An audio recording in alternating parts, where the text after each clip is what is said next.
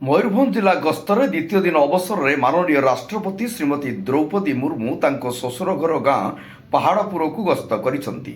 ପାହାଡ଼ପୁର ଗ୍ରାମରେ ପହଞ୍ଚି ପ୍ରଥମେ ଏସ୍ଏଲ୍ଏସ୍ ଟ୍ରଷ୍ଟ ପରିସରସ୍ଥିତ ସ୍ୱର୍ଗତ ଶ୍ୟାମଚରଣ ମୁର୍ମୁ, ଲକ୍ଷ୍ମଣ ମୁର୍ମୁ ଓ ସିପୁନ ମୁର୍ମୁଙ୍କ ସମାଧିସ୍ଥଳର ପ୍ରତିମୂର୍ତ୍ତିରେ ଶ୍ରଦ୍ଧାଞ୍ଜଳି ଜ୍ଞାପନ କରିଥିଲେ। ଏହାପରେ ମୁର୍ମୁ ଛକଠାରେ ତାଙ୍କ ସ୍ୱାମୀ ସ୍ୱର୍ଗତ ଶ୍ୟାମଚରଣ ମୁର୍ମୁଙ୍କ ପ୍ରତିମୂର୍ତ୍ତିରେ ପୁଷ୍ପାର୍ଘ୍ୟ ପ୍ରଦାନ ପୂର୍ବକ ଭକ୍ତିପୂତ ଶ୍ରଦ୍ଧାଞ୍ଜଳି ଜ୍ଞାପନ କରିଥିଲେ।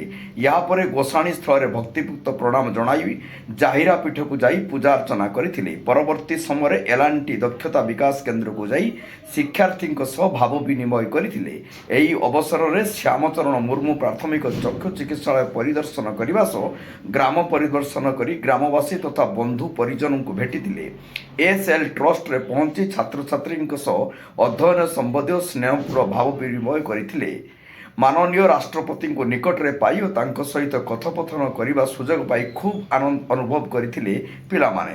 ଏହାପରେ ସେଠାରେ ଏଲ୍&ଟିର ଦକ୍ଷତା ବିକାଶ କେନ୍ଦ୍ରର ବିଭିନ୍ନ ଟ୍ରେଡ୍ର ପ୍ରଶିକ୍ଷଣ ନେଉଥିବା ପ୍ରଶିକ୍ଷାର୍ଥୀ ଓ କେନ୍ଦ୍ରରୁ ପ୍ରଶିକ୍ଷିତ ହୋଇ ନିଯୁକ୍ତ ପାଇଥିବା ଯୁବକମାନଙ୍କ ସହ ଭାବ ବିନିମୟ ଜରିଆରେ ବିଭିନ୍ନ ପ୍ରଶ୍ନ ପଚାରିଥିଲେ। ପିଲାମାନେ ମଧ୍ୟ ରାଷ୍ଟ୍ରପତିଙ୍କ ଆଗରେ ସେମାନଙ୍କ ଅନୁଭୂତି ବଖାଣିବା ସହ ଆବଶ୍ୟକତା ବିଷୟରେ କହିଥିଲେ। ଆଜି ମୋ ମାଟିକୁ ପାଖରେ ପାଇ ମୋତେ ସୁଯୋଗ ମିଳିଛି, ସେଥି ମୁଁ ଖୁବ୍ ଆନନ୍ଦିତ ବୋଲି କହିଥିଲେ। ସେ ଆହୁରି ମଧ୍ୟ କହିଥିଲେ, ମୁଁ ଆଜି ଯେଉଁ ମାର୍ଗରେ ପଥିକ ସାଜିଛି ତାହା ମୋର ଅଭିଳାଷ ନଥିଲା, ମାତ୍ର ମୋର ବର୍ତ୍ତମାନ ସ୍ଥିତିର ଶ୍ରେୟ କେବଳ ଏ ମାଟିର ଭାଇ ଭଉଣୀଙ୍କ ସହଯୋଗରେ, ଏ ମାଟିର ଜନତାଙ୍କର ଆଜିର ଯୁବବର୍ଗ ଆଗାମୀକାଲିର ଭବିଷ୍ୟତ। ଯୁବବର୍ଗ ଆତ୍ମନିର୍ଭର ହେଲେ ଆତ୍ମନିର୍ଭର ଭାରତ, ବିକଶିତ ଭାରତ ସମ୍ଭବ ବୋଲି ସେ କହିଥିଲେ।